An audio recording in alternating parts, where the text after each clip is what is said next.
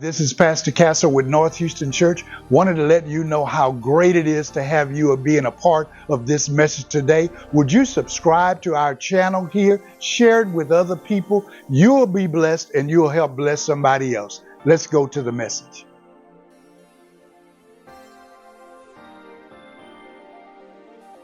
Ecclesiastes 3:1.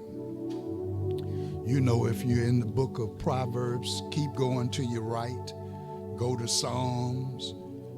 When you pass up Psalms, go to Psalms or go to Proverbs. When you get past Proverbs, you will bump into Ecclesiastes chapter 3 and verse 1. If you have it, say, I have it. To everything there is a season, a time for every purpose under the heaven.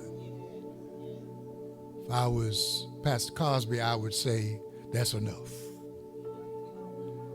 To everything there is a season, a time for every purpose under heavens. Today I want to put a tag on this text to help you remember it. Everybody say this real loud after me. Say, time well spent. Say it a little louder. Say, time well spent. As a matter of fact, look at two people and say, don't waste time. Don't waste time. Time well spent. You can have your seats in the presence of the Lord. Those of you that are Bible readers or Bible scholars or theologians, I like that music, man. Keep that going for a little bit. You know what, you get caught up. You know that it has been attributed to Solomon, who is said to be the wisest man there was. Solomon was one of some say the 10th son of David. He is the second son, actually, of Bathsheba. You remember the first son died. And he is the second son of Bathsheba. He is the third king of Israel that reigned for 40 years, Solomon. Many say that when Solomon writes, you should listen to what he says, even though there is a bit of discouragement toward the end of his life. You can know what to do and still don't do it. Only those Bible readers are in on that. It said he's the wisest, but still messed up. But actually, the book of Ecclesiastes actually says why. Because he allowed what he warns himself and others about to come back up in his life. Everybody say, time well spent. Chapter 1, Solomon he goes straight to the point. Sister Bonner, he says, vanities are vanities. He says everything in life, to be brutally honest with you, and the Bible calls him the preacher. He says everything in life really is vain. It's vain. Some of y'all can bear witness. Stuff you thought was going to last forever. I mean, the best you could take care of it don't mean it's going to last forever. I almost want, can I give you a quick story about that? Okay, thank you. I paid off one of the cars years ago, paid it off, and y'all that know me, I keep cars clean. And so I paid the car off, went to the Lord's house, worshiped the Lord, shouted, got it all out. On my way home, somebody ran into that bad boy and totaled it. I'm despondent. Oh, woe is me. How could you do this, Lord? Why, the preacher, your servant, You know how you. But he reminds us that if you ever get caught up on anything, it can be gone. All right, all right. I'm going to go a little bit further because not only in chapter 1, chapter 2, but by the time you get to chapter 3, Solomon says, as a matter of fact, in verse 2, a time to be born and a time to, and don't nobody know when the time is. All right. Even in birth, you can oops up on that. Okay. Solomon says, to everything there is a season and a time for every purpose. I want to highlight for you today, I may not hoop. Stay close. Because what most people miss, it does not matter how long you live, you need to be wise with your time. As a child, somebody said time crawls. As an adult, it walks. As a senior, it runs. And before you know it, it done ran out. Everybody say time well spent. Solomon brings out several things for me, and I want to highlight them for you today. The first thing I want to highlight that it says there is to everything. Here you are, you scholars, to everything. Pastor, what does everything mean? It means exactly what it says. Nothing is left out. To everything. So the clothes you wear is a part. The house you live in is a part. Your favorite food is a part.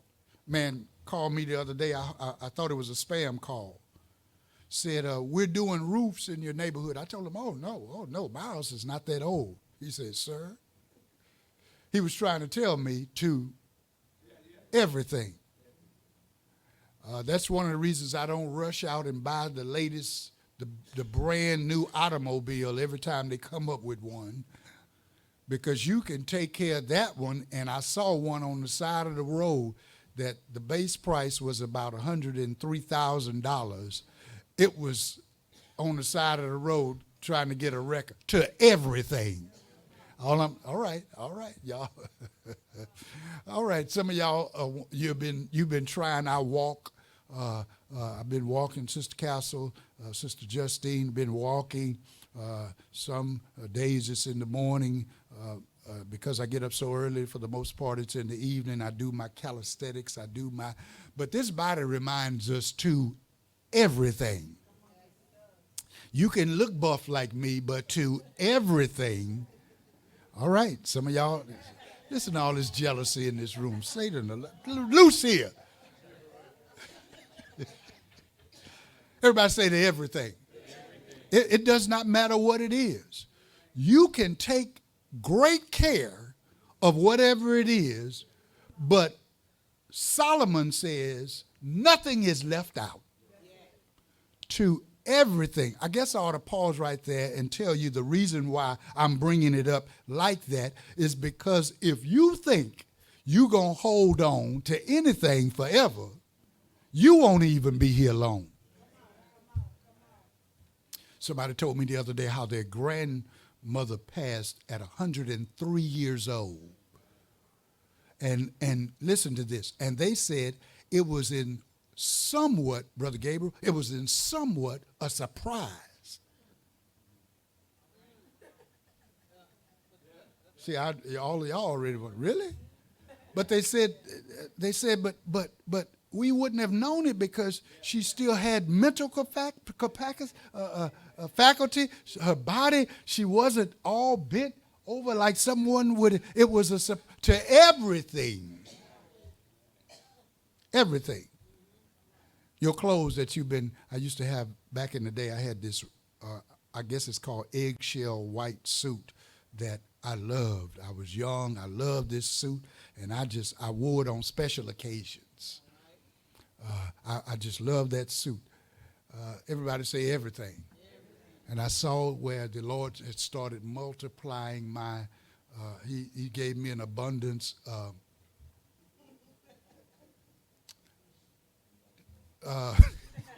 He, he, he's able to do exceedingly abundantly above all you asked or think. And so that suit, and so I would put it away and try to, and later on I saw holes. Where did this come from? Everything. Solomon says, in wisdom for you and I, you need to understand that nothing will last forever. Everything. Everybody shout everything. But then he goes to another area in chapter 3, verse 1. He says, to everything there is a season. To everything there is a season. Let me say it again. To everything there is a season. So don't complain right now because it's within its, some of y'all already got it. Pastor, but why? We have seasons. You know what season is. Season, we say that we have 4 in a calendar year season. You have spring, you have summer, you have fall, you have winter. And we look for them every year.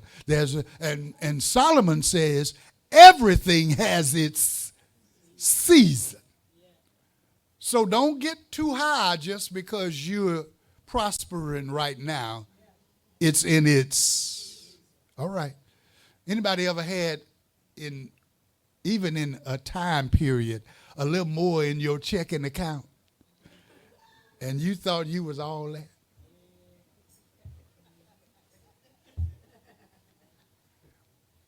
All right, let's see. Same people. Have any of you looked at that account and said, oh my God? Everybody say season. Everything is. I remember the season in my life when I had hair like Brother Levy.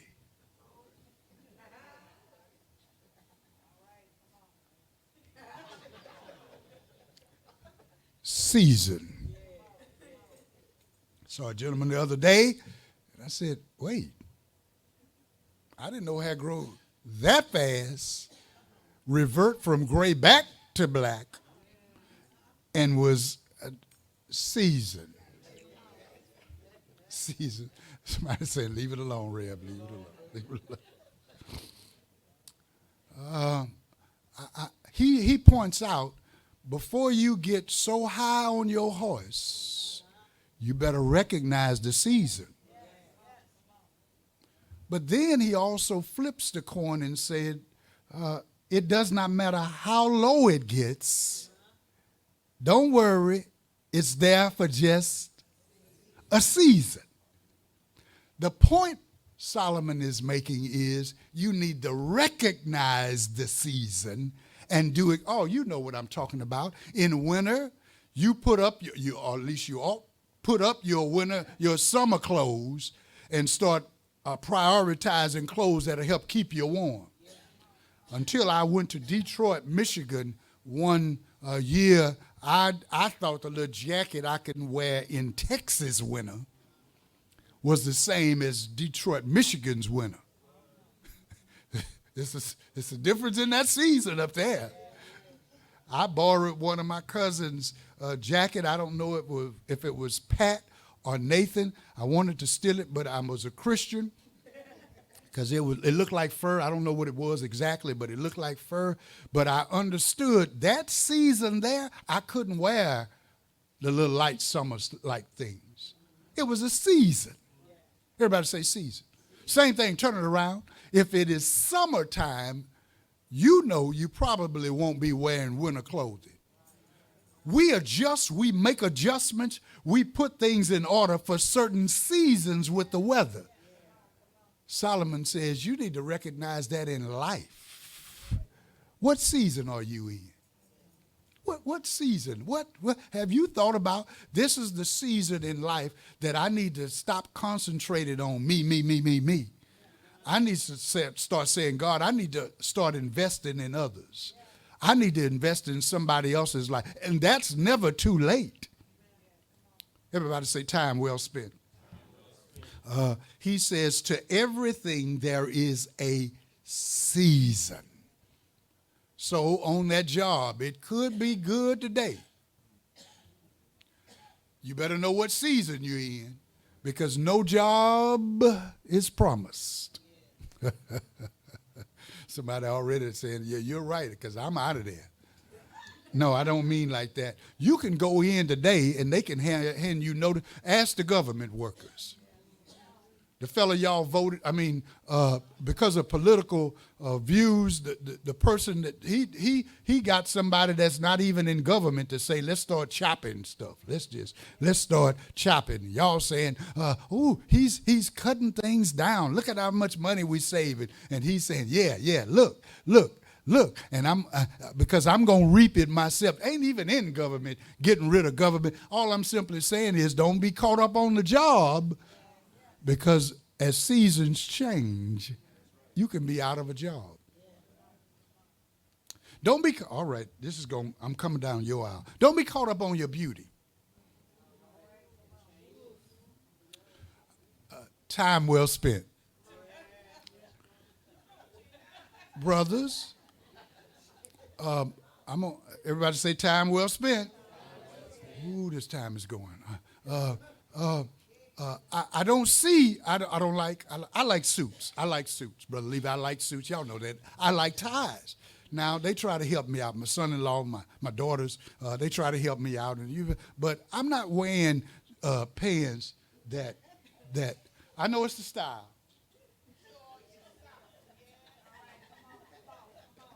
I'm not doing it, sister. When the suit get this tight, I was about to say, get rid of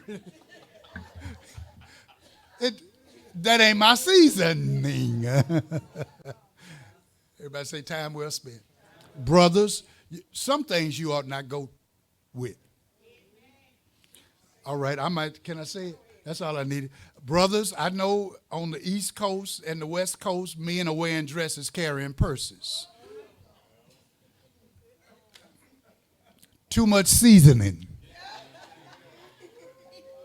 Is that okay? Is that okay? That's too much seasoning. That's all I'm gonna say. That's all I'm gonna say. Matter of fact, you can put so much seasoning and start to taste bad. Everybody say time well spent. I'm trying to be nice as well as I can. Solomon said, to everything there is a season. He's trying to tell you that to recognize in the best times or what you consider as the worst time, not only is there a season, but you need to be wise enough to do within the season. And so he goes further with it. He says, not only to everything there's a season, verse 1, he says, a time for every purpose under heaven. A time.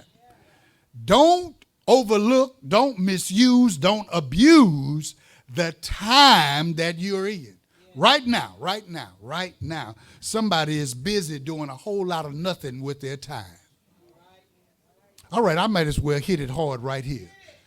If you're going to have time well spent, some of you right now that's at home need to spend time with God in God's house with God's people. Because whether you know it or not, you're wasting time. Pastor, how do you know that? I had somebody that asked me, would you pray for me?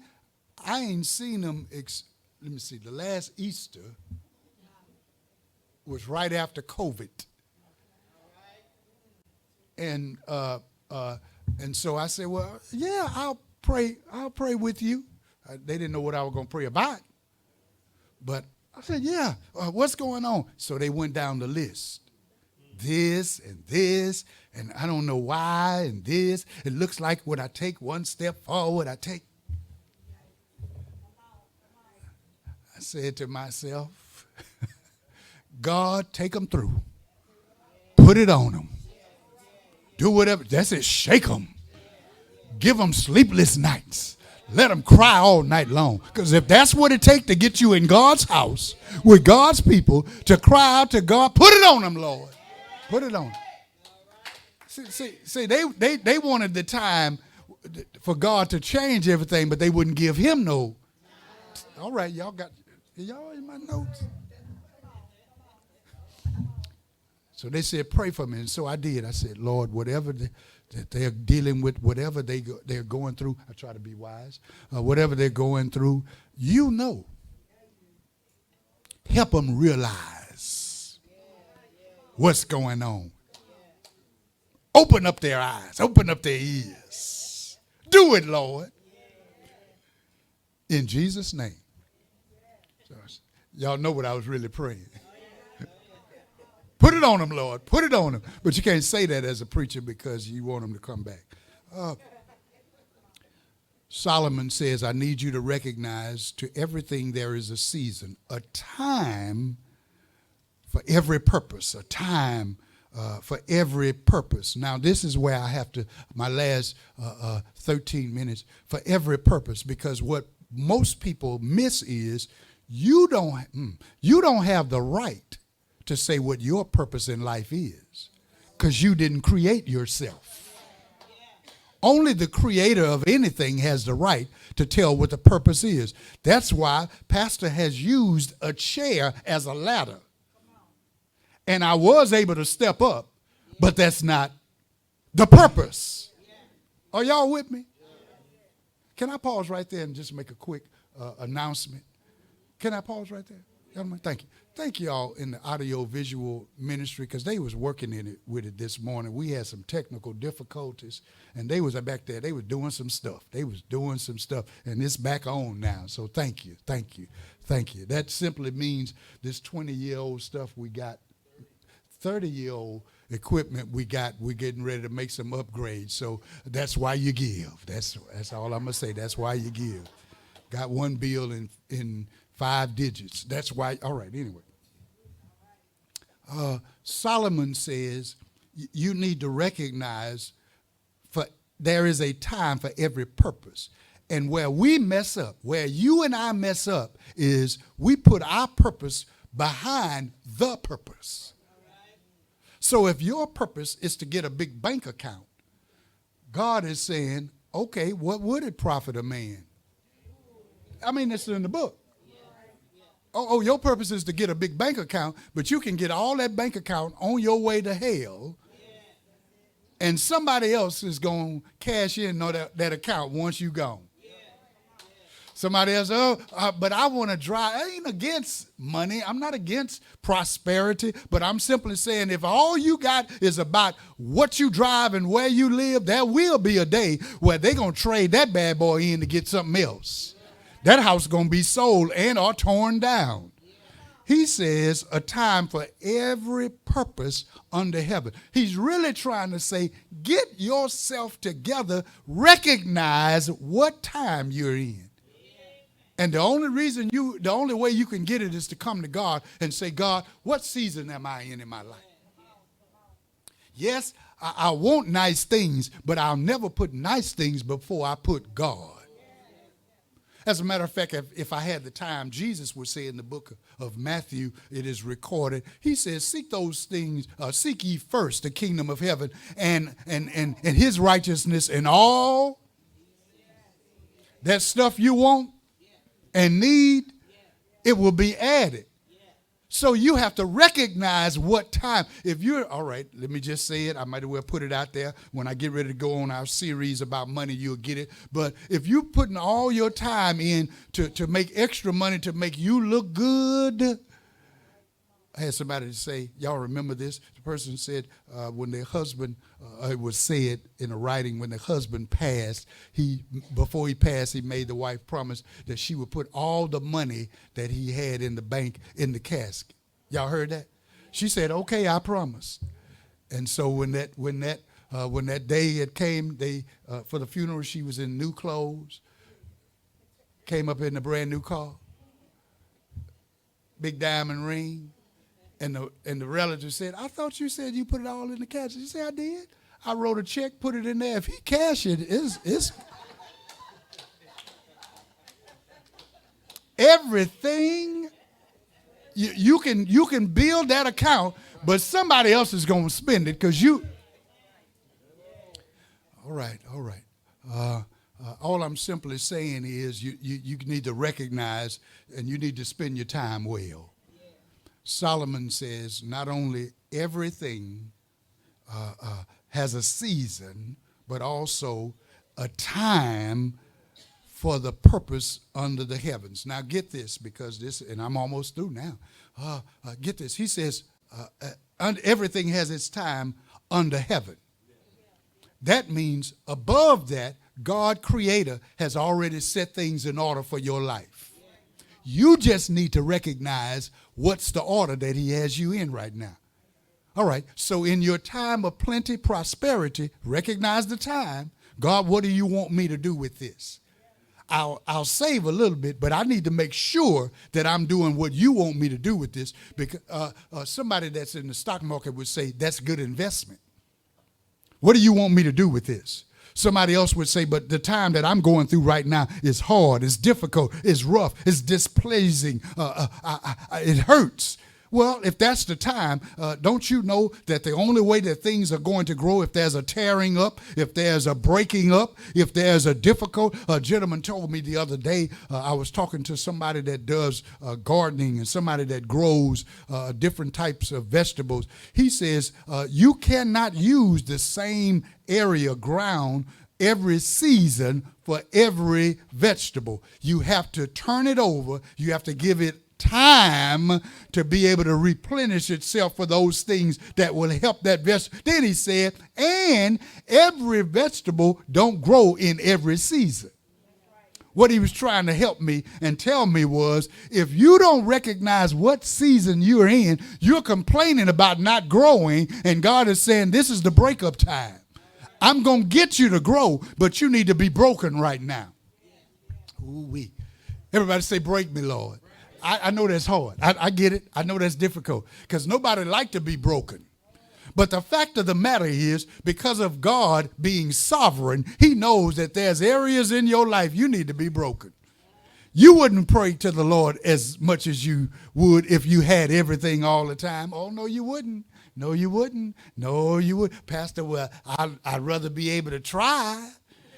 That's why you're not sovereign, because you don't know like God knows.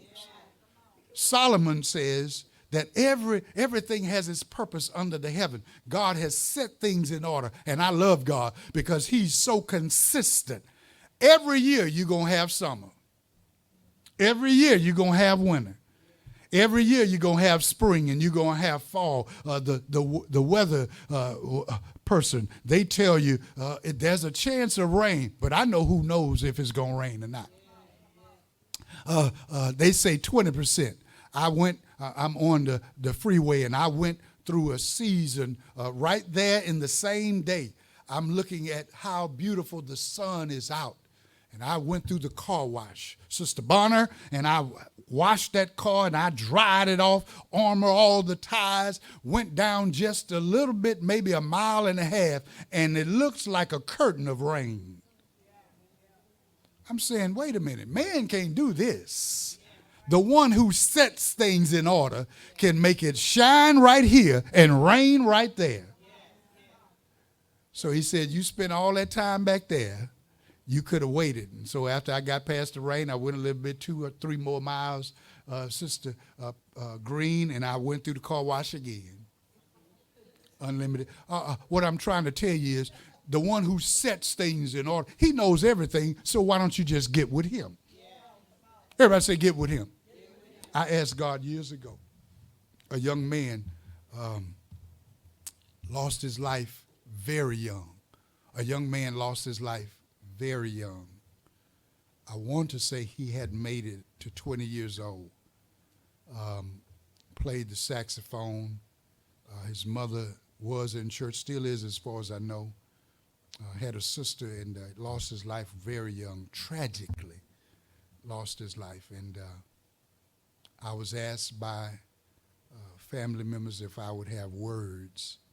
And I was young myself, maybe not as, of course, as young as he was, but I was asked to have words. And so I talked to God. I said, why would you take this young man so young and so much future ahead of him? Why couldn't you think and take somebody much older? I give you some names.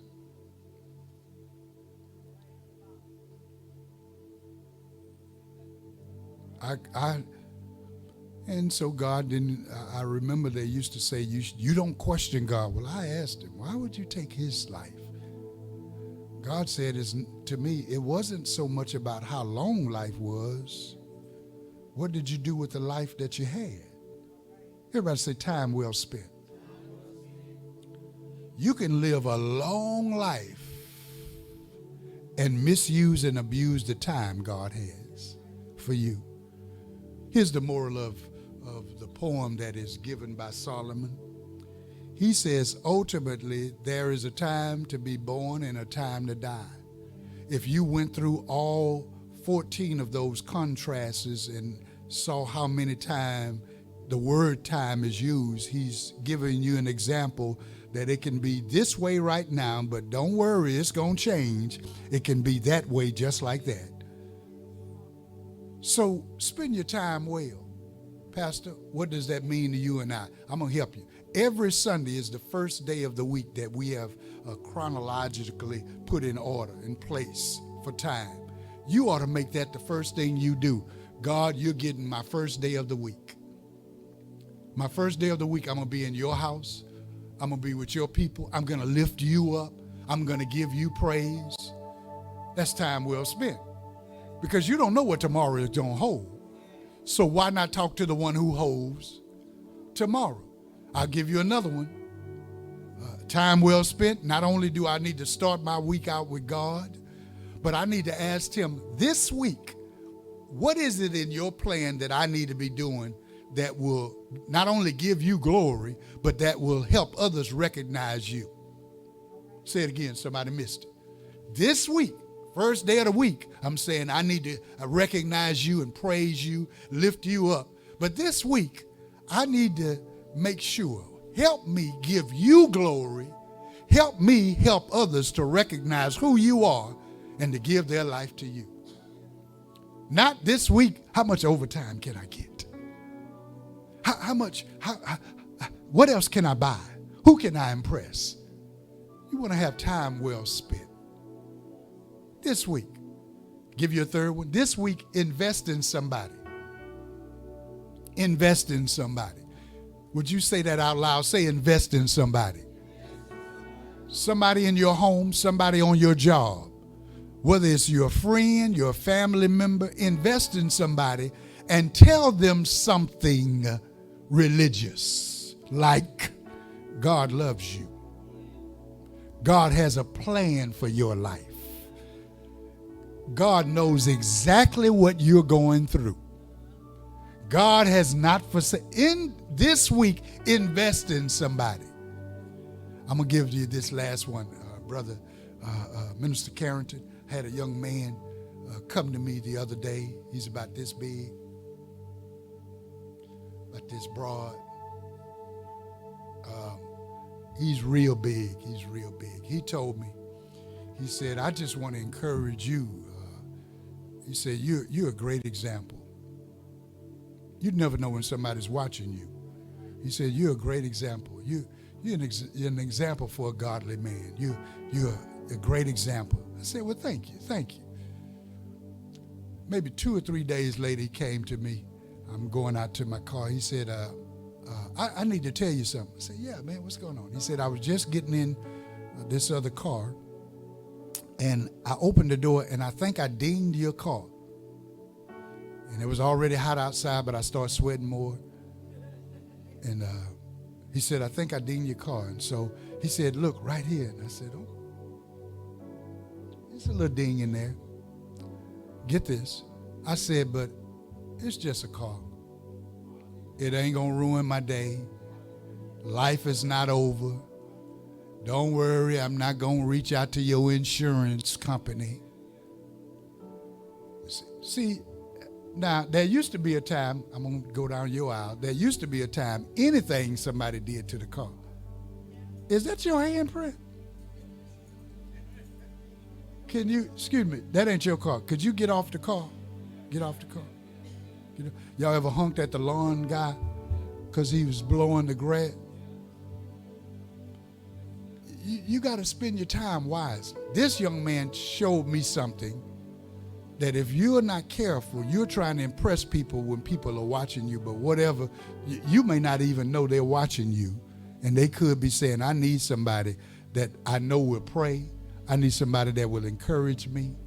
Solomon says in the book of Ecclesiastes, don't be vain, don't waste time, because you're going to get out of here one day and God is going to hold you accountable. If I had time, I would tell you what Paul said. Paul said in the book of Romans, for we know that all things work together for good of those who love the Lord, that are called according to. I want to encourage you today. Reevaluate your time right now. Before we go, I want to give you an opportunity, one, to give your heart to God. It is vital, it's important, and I believe this word has taught you and has reached your heart. Simply say this prayer. Father, I believe in Jesus Christ. I believe he died and rose again for my salvation. And according to the scripture, when you say it in sincerity and believe it, you are saved. But then I want to encourage you to become a member of North Houston Church so that you can be encouraged, instructed, lifted, and there will be fellowship. You can do it in person or online. You belong here.